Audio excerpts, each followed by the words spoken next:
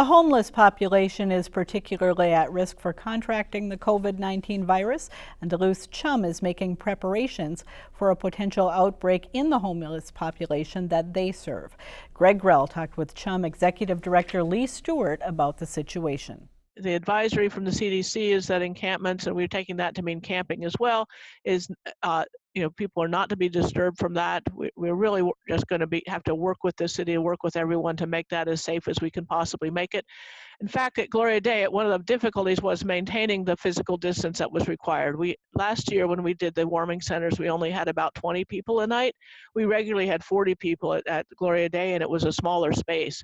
And so as COVID-19 came up, we were really beginning to worry about maintain the physical distance. So during the last week of operation, we changed our rules a little bit so that people began to make the adjustment, and people were really, really great about, gratitude for having been able to have it over the winter when it was cold, and very grateful for the gear that we were able to distribute. And we needed to work a lot with Loaves and Fishes providing most of the staff for that. Chum itself is still going to be open overnight, but we've changed that a little bit to anyone who wants to come in can come in. Last call for bed check is 9 p.m. But if you don't want a bed, you can stay up in the drop-in center, but you can't go in and out all night. Once you decide to leave, other than for a regular break, we really can't have you coming back in and out. With the threat of COVID, that it's really changed a lot of the procedures and screening. You talked about that a little bit. Is that adding a lot of extra steps and stress to your staff? It's stressful, and people are frightened because, along with everyone else in the universe, we don't have enough personal protective gear.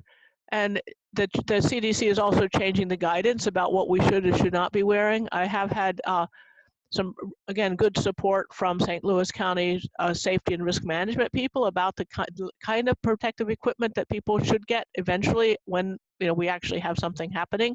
So I'm pleased with that. We'll be part of a larger order to get people equipped to it.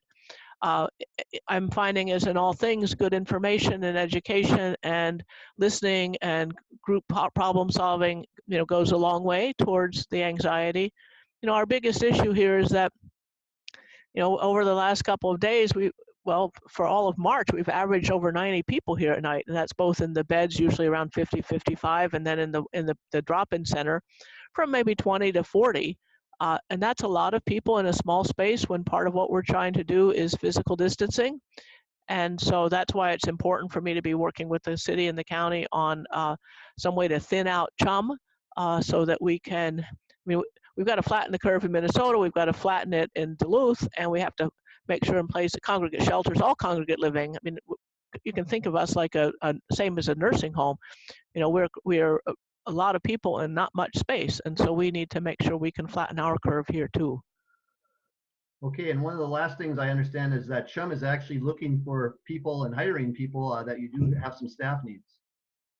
That's right. We'll be, by my estimation, in order for us to fully staff an isolation and quarantine facility of the size that I'm using Seattle as a model. Seattle recommended 40% of the people in the population would be ill, 40% would be really ill, and 15% would need ICU. So if I do that on the homeless count in Duluth, I need about 120 beds. And so in order to staff something like that, I think I need 18 people to make sure that the different groups, because there's a group of people who are waiting for tests, a group of people who are positive, there are a group of people who have been released from the hospital and still need some kind of care, but are not sick.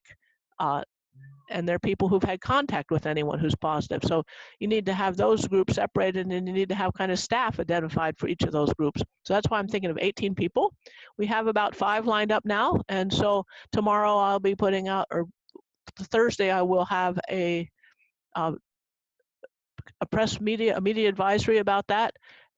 The application site is already live on the Chum website. And so we encourage people, if you're interested in helping out, we'll make sure that you have the protective gear. You'll be operating under very close coordination with St. Louis County Public Health.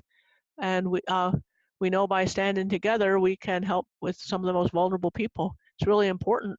The people who are experiencing homelessness are are vulnerable for a lot of reasons. One, they live in crowded conditions. The second, they have underlying health conditions. Many are elderly. Many have other, other sorts of disabilities that get in the way, and they don't have any place to go.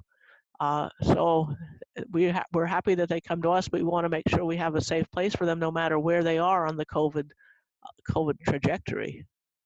And so we need about 13, 15 people. It'll be short-term employment, probably 3 months, but I know a lot of people have lost their jobs, and we'd like you to consider helping out. Information about the COVID-19 quarantine facility jobs and a link to an application is available on Chum's website, chumduluth.org.